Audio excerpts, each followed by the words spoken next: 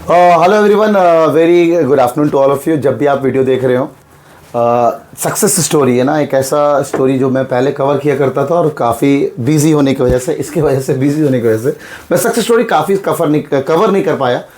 तो फाइनली बच्चे के पास भी वक्त नहीं होता है, हमारे पास वक्त नहीं होता, और बच्चे इस बात का इंतज़ार कर रहे होते हैं कि सर वो सक्सेस स्टोरी से सीखने को मिलता है, तो आप सक्सेस स्टोरी कवर नहीं कर रहे हैं।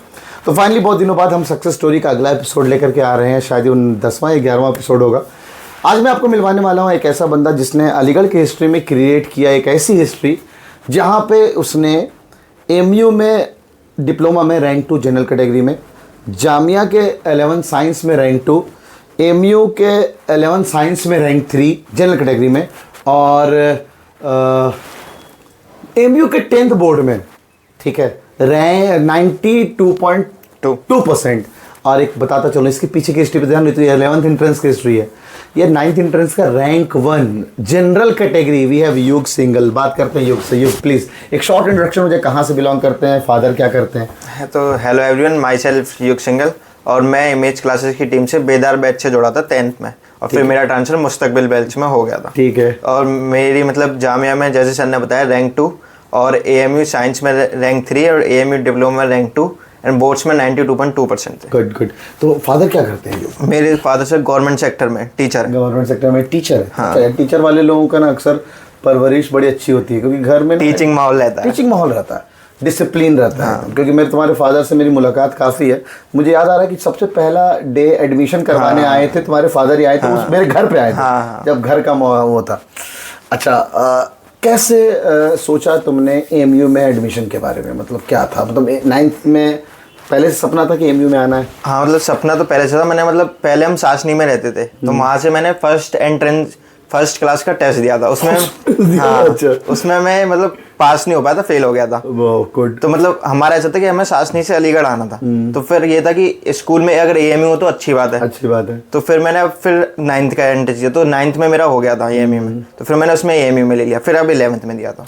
तो 6 एंट्रेंस नहीं दिया तुमने? नहीं, 9th एंट्रेंस में डायरेक्ट हुआ। तो भैया कहते हैं ना, FAIL, the fail, that is fail is first attempt in life. This was his first attempt in life, first entrance. Yes sir. तो कहते हैं ना, इंसान झुक करके, इंसान हार करके कुछ सीखता है। तो फर्स्ट एंट्रेंस ने इसने सिखाया, और 10 साल बाद नहीं, 9 साल बाद जाकर के कामयाबी दिखाई, और फाइनली जाकर के 9th एंट्रेंस में रैंक 1।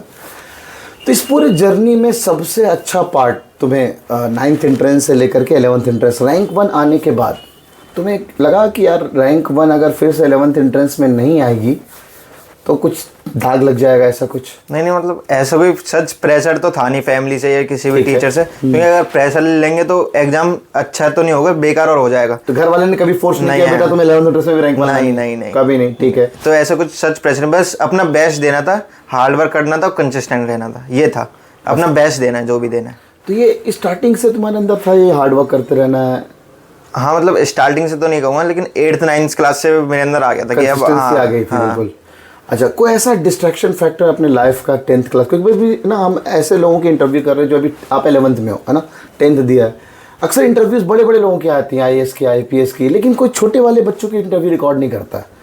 तो हम इन छोटे बच्चों के, क्योंकि छोटे वाले बच्चे आजकल ज़्यादा डिस्ट्रैक्ट हो रहे हैं, तो क्योंकि तुम, मुझे याद आ रहा है तुम बेदार बैच में ऑनलाइन में बैच ज्वाइन किया था। ऑनलाइन। और वो ऑनलाइन उस वक्त कोरोना काल था, एक कोरोना काल का भी दौर गया। तुम्हारा कोरोना काल कैसा था पढ़ाई को लेकर के? मतलब कोरोना काल में तो कहूँ मेरे लिए तो फायदेमंद था। तुम्हारे लिए फायदेमंद था? हाँ, कैसे? क्योंकि ऑनलाइन मैंने पहले कोचिंग, आप बेदार बैच से जोड़ा, तो मैं पढ़ाई बहुत अच्छी होती थी, क्योंकि घर बैठ हो जाता था, ना तो कोई ट्रैवलिंग का टाइम वेस्ट होता था, ना किसी और चीज़ का टाइम वेस्ट होता था। घर बैठे ही सब कुछ हो जा रहा था, पढ़ाई भी हो जा रही थी, टेस्ट हो जा रहे थे, DPT हो जा रही थी। अच्छा, अब ऑनलाइन में एक बच्चे जो कहते हैं डिस्ट्रैक्शन फैक्टर, डिस्ट्रैक्शन होता है मोबाइल से, नोटिफिकेशंस गिरते हैं, या फिर घर के जो शोर है, शराबा है, उसको कैसे मैनेज करते थे ऑनलाइन? मतलब अगर आपकी डेडिकेशन है तो आपको नोटिफिकेशन या घर के शोर शराबे, तो घर वालों से आप कह दो कि मेरा पढ़ने का टाइम है, अब आप थोड़ा शोर शराबा कम कर दो, या आप एक कमरे में जाके अकेले बैठ के पढ़ लो। ठीक है। जिसके पास सोर्सेज है, मान लो इसके पास घर में एक ही रूम है, 2 रूम है, वो कैसे मैनेज करेगा? तो मतलब फिर उसके लिए आपको डेडिकेशन अगर आप हो तो आप फिर कैसे भी मैनेज कर सकते हो। कहता है अबुल कलाम वो स्ट्रीट लाइट में पढ़ा करते थे, तो वो एग्जैक्टली वो डेडिकेशन को तुम मानते हो। बट डेडिकेशन घर में शोर हो रहा है हमें उससे मतलब नहीं है, लेकिन कहीं ना कहीं फैक्टर आपकी कामयाबी में आपके घर वालों का रोल होता है। बिल्कुल। तो पक्का जब तुम आप बोलते हो कि मेरा पढ़ने का वक्त है, वो शायद वो घर में वो सब हैपनिंग वगैरह नहीं करते हो। नहीं। बहुत अच्छा। बहुत सारे है ना जैसे नॉन मुस्लिम वाले में ऐसा है कि शायद प्रेयर्स होती है ना घर में, बहुत अच्छा माहौल बना रहता है प्रेयर्स का। तो प्रेयर्स कितने वक्त करते थे तू वहाँ पे अपने घर पे? मतलब मैं तो 2 टाइम करता था, एक सुबह नहाने के बाद और एक इवनिंग के टाइम पे। इवनिंग के टाइम में प्रेयर करते हो? ये तुम्हारा डेली का फिक्स? हाँ, डेली का फिक्स था। अभी भी फिक्स है तुम्हारा? हाँ, अभी भी फिक्स है। मतलब ऊपर वाले से बस चरण स्पर्श करते रहना है ऊपर वाले का। चलिए अच्छी बात है। मतलब तैयारी में ऊपर वाले का मोटिवेट, ऊपर वाले से जज्बा मिलते रहने चाहिए। ये नहीं कि आप अकेले कर रहे हैं भाई, ऊपर वाला जब तक मिल जाएगा तो कुछ होने वाला नहीं होना है। ठीक है। अच्छा, कुछ ऐसी चीज़ें अक्सर मैं बच्चों को अपने बोलता हूँ कि यार कोई बंदा 2 में से कोई एक ही चीज़ है ना, कहते 2 नाव में पैर नहीं रख सकते हैं। या तो तुम अपनी एकेडमिक बहुत अच्छी कर लोगे, या तो तुम अपनी कॉम्पिटिटिव बहुत अच्छी कर लोगे।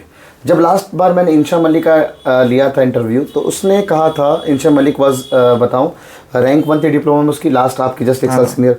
रैंक 4 थी उसकी एमयू के 11 साइंस में, रैंक 5 जामिया में, रैंक 5 थी, और बोर्ड्स में 98.2% थे। तो that she was very different. उसने बोर्ड्स में बहुत अच्छा किया और एंट्रेंस में बहुत अच्छा किया। तुम्हारा क्या मानना है इस बात को लेकर के कि सर कंपटीशन और एकेडमिक दोनों साथ में मैनेज किया जा सकता है? और अगर आपने 92.2% जो लाया, that was also a better option.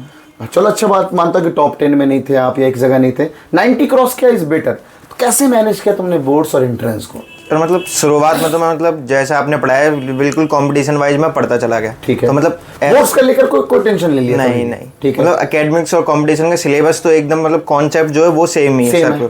बस लास्ट के मंथ में मैंने कहा जैसे आपने टेस्ट दिलवाए, जैसे राइटिंग की प्रैक्टिस हो जाए, राइटिंग स्किल्स हमारी इंप्रूव हो। एग्जैक्ट। तुम अभी बोर्ड्स की बात कर रहे हो जहाँ तक, क्योंकि मुझे याद आ रहा है कि लास्ट में हम लोग जब बोर्ड रिवीजन बैच लाते हैं तो उसमें हम सब्जेक्टिव पेपर करवाते हैं। गुड। पता है इस बार से इमेज क्लासेस का हर पेपर ड्यूरिंग बोर्ड्स, अच्छा ड्यूरिंग जर्नी पूरा सब्जेक्टिव है, हम ऑब्जेक्टिव करवा ही नहीं रहे। तो जब बच्चा जब नवंबर में जा रहा है तो वो ऑब्जेक्टिव खेल रहा है।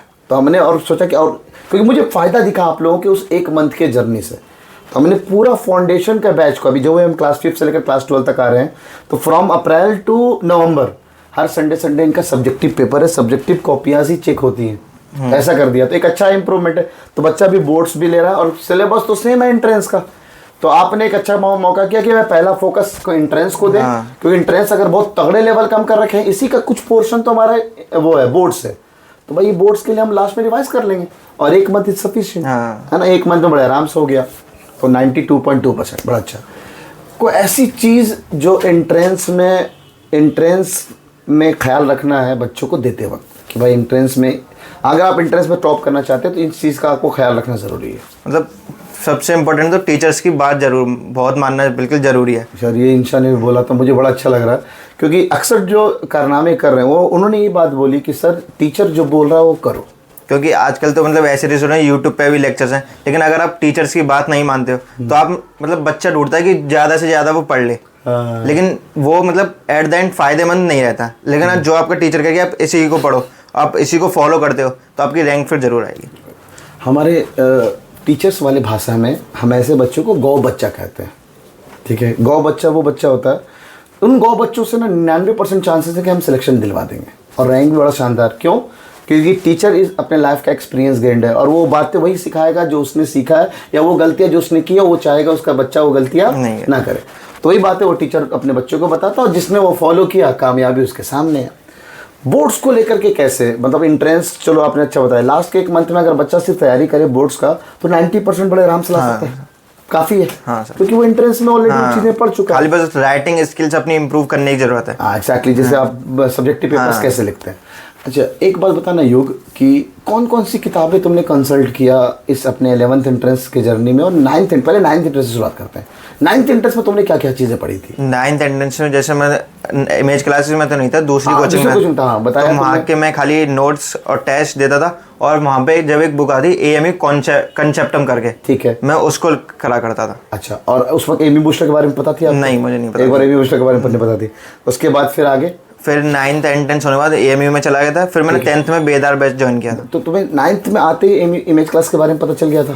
9th के एंड में जैसे भी सिलेक्शन हुआ था ना, तो आपकी एक वीडियो आई थी कि ये क्वेश्चंस गलत हो गए हैं, मतलब वो दोबारा 9th एंट्रेंस में ओमिटेड वाले सवाल, ओमिटेड वाले सवाल जब मैंने पहली बार देखा था, तब मुझे पहली बार यूट्यूब पे ही देखा, यूट्यूब पे देखा था। तो बढ़िया भाई, यूट्यूब का बड़ा योगदान है। शुक्रिया यूट्यूब कि आज आपने मेरे को युग सिंगल से मिलवाया जिससे इतने शानदार कारनामे दिखाए।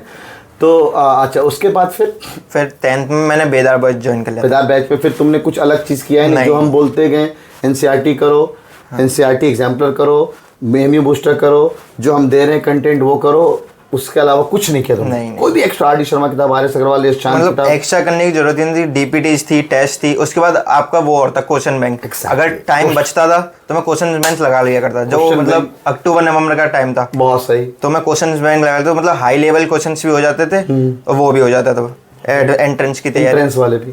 तो एक मॉड्यूल दिया था तुम्हें तुम्हारे बोर्ड्स के फाउंडेशन के लिए, एक मैंने क्वेश्चन बैंक दिया था, वो तगड़े लेवल का क्वेश्चन था उसमें।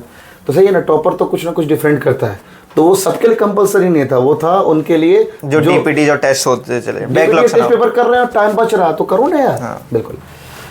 एक लास्ट सवाल बस, आप अपनी पूरे जर्नी का किसको अपना श्रेय देना चाहते हैं? कौन ऐसा बंदा है? पहले तो मैं भगवान को ही देना चाहता हूँ। बहुत शानदार। पहले भगवान को देना चाहते हैं, अपने पेरेंट्स को श्रेय देना चाहता हूँ। बिल्कुल शानदार। और फिर अपने टीचर्स को श्रेय देना चाहते हैं। आपकी कामयाबी में भाई भगवान का सबसे अहम रोल है, मानता हूँ, बहुत अच्छी बात है ये। पेरेंट्स का भी उतना ही रोल है और आपका खुद का भी उतना ही रोल है। मैं सबसे आखिरी में टीचर्स को मानता हूँ। तो आप अपनी कामयाबी में, क्योंकि आपने अगर हमारी बात नहीं सुनी होती तो फिर ये फॉलो नहीं होता। तो आपकी कामयाबी में आपने, अच्छा है कि भगवान को सबसे पहला सूरज दिया, देन आपके पेरेंट्स, देन आपके टीचर्स है। बाकी हमारे व्यूअर्स से कुछ कहना चाहोगे कि क्या उसको किस बात का ख्याल रखना चाहिए through journey up to class 11th entrance, पूरे लाइफ को लेकर के आपको ऐसा सबक इनको देना चाहो? मतलब अगर आपके बड़े कोई आपको एडवाइस दे रहे हैं तो आप उनको फॉलो करो, उस पर हार्ड वर्क करो और आजकल स्मार्ट वर्क करो और डेडिकेटेड रहो। अगर आपको कोई भी चीज़ करनी है तो, जैसे आपको AMU 11th एंट्रेंस में क्रैक करना है तो उसके लिए डेडिकेटेड रहो। ऐसा नहीं कि पूरे टाइम पढ़ाई करो, मज़े भी करो और पढ़ाई भी करो, मतलब पढ़ाई के समय पढ़ाई और खेल के समय खेल। बहुत सही। एक बच्चा आया था हमारे पास, उसने 9th एंट्रेंस में नहीं 11th एंट्रेंस में बहुत अच्छी रैंक लाई थी। वैसे हम लोग गेट टुगेदर किए थे, पिछली कोचिंग्स की बात कर रहा हूँ। तो उससे बोला गया ये बताओ, वो आया खुद और आके बोला यार सब कहते हैं कि 10 घंटे पढ़ो, 12 घंटे पढ़ो, जी जाने कर लो, IIT निकालना है, नीट निकालना है। उसने एक बड़ी प्यारी बात बोली थी, ये बात शायद मैं हर बैच में अक्सर बताता हूँ। उसने कहा था, तुम्हारे बैच में भी बताया था ये, उसने कहा सर सबसे पहले सोलो जम के उसके बाद पढ़ाई करो। तो ये नींद एक करना इज इम्पोर्टेंट नहीं है, ये इम्पोर्टेंट है कि भाई पहले नींद पूरी होगी तभी तो समझ में आएगा, तभी तो माइंड चलेगा। तो ये बड़ा अच्छी बात मुझे लगा। तो थैंक यू युग, बहुत अच्छा लगा कि आपने बड़ा कीमती वक्त दिया। और व्यूअर्स, आप लोग भी इन सब टॉपर्स की जर्नी से कुछ सीखते हैं। आपको क्या लगता है कि आप इस टॉपर की जर्नी का क्या सबसे बेस्ट पार्ट है? क्या एक अच्छी लाइन जो आपको युग भाई की आपको अच्छी लगी हो, कमेंट सेक्शन में ज़रूर बताएंगे। मिलते हैं अगले नेक्स्ट एपिसोड के साथ। टिल देन आप अपना ख्याल रखिए, दुआ में याद रखिए। अल्लाह हाफिज़।